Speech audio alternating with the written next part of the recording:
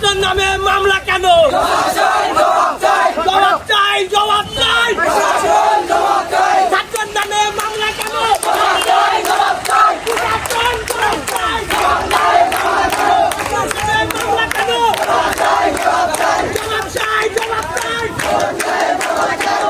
ছাত্রের নামে মামলা কেন? জবাব চাই, জবাব চাই। 14 জুলাই সোমবার বগুড়া জেলার ধুনট উপজেলার এলাঙ্গি উচ্চ বিদ্যালয়ের শিক্ষার্থীরা ধুনট থানার সামনে এসে তারা বিক্ষোভ প্রদর্শন করে।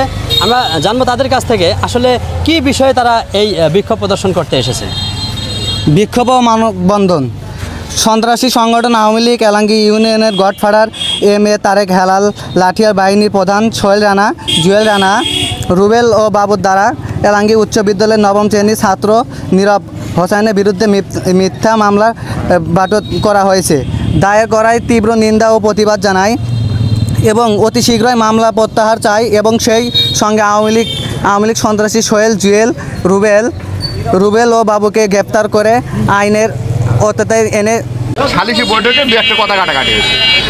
সেই মামলা এন্ট্রি হলো কেমন করে, আর সেটা তদন্ত ছাড়া এন্ট্রি হলো কেমন? সালিশ হয়েছিল এটা। হ্যাঁ, সালিশ করলে আপনারা এটা কি মীমাংসা করলেন? সালিশ করলে সেটা মীমাংসা হয় না, একটা তর্ক হয়েছে, ভেঙে গেছে। সেটা তো আপনাদের ব্যর্থতা না, আমাদের ব্যর্থতা হয়। মামলা হওয়ার মতো কোনো ঘটনা ওখানে ঘটে নাই। সেই মামলা এন্ট্রি হলো কেমন করে? তাও ছাত্রর নামে সহ। হ্যাঁ,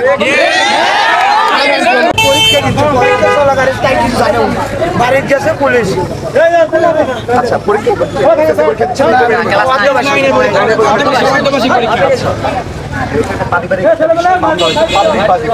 পুলিশবাদী হয়ে মামলা করে নেয়। বুঝতে পারছো? যদি তার এই মামলায় এই ঘটনা যদি তার সংশ্লিষ্ট না থাকে, এটা একটা তদন্তের একটা প্রক্রিয়া আছে, সেই প্রক্রিয়ায় তার নাম বাদ দেবে। আমার কথা বুঝতে পারছো? যদি তদন্তে পাওয়া যায় যে সেই ঘটনায় জড়িত না, সেই মামলার যে প্রক্রিয়া, সেই প্রক্রিয়াতে বাদ এটা তো করে বললেই আমি আজকে তোমার নাম এরকম না। এটা কোর্টের প্রসিডিউর। যদি আমরা সংশ্লিষ্টতা না পাই তাহলে আমরা এখান থেকে আমরা কোর্টে পাঠাবো, কোর্ট থেকে নাম বাদ করে যাবে। আমার কথা বুঝতে পারছো? এটা যদিও গ্রেফতার থাকতো তাহলে তুমি আমাদেরকে বলতে পারতা যে গ্রেফতার তাকে ছেড়ে দেন।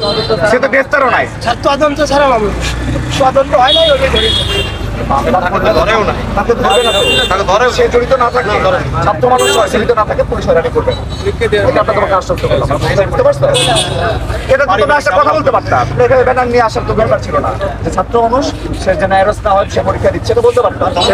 তারা এই মিথ্যা মামলা প্রত্যাহারের জন্য এই বিক্ষোভ প্রদর্শন করেছে। এ বিষয়ে ধুনট থানা officer in charge OC Saidul Islam এবং সেকেন্ড অফিসার অমিত বিশ্বাস তাদেরকে আশ্বস্ত করেছেন এই ছাত্রের যদি এই মামলার সাথে সম্পৃক্ততা না পাওয়া যায় তাহলে তাকে কোনো রকম হেনস্থা করা হবে না বা গ্রেপ্তার করা হবে না। এটাই তো?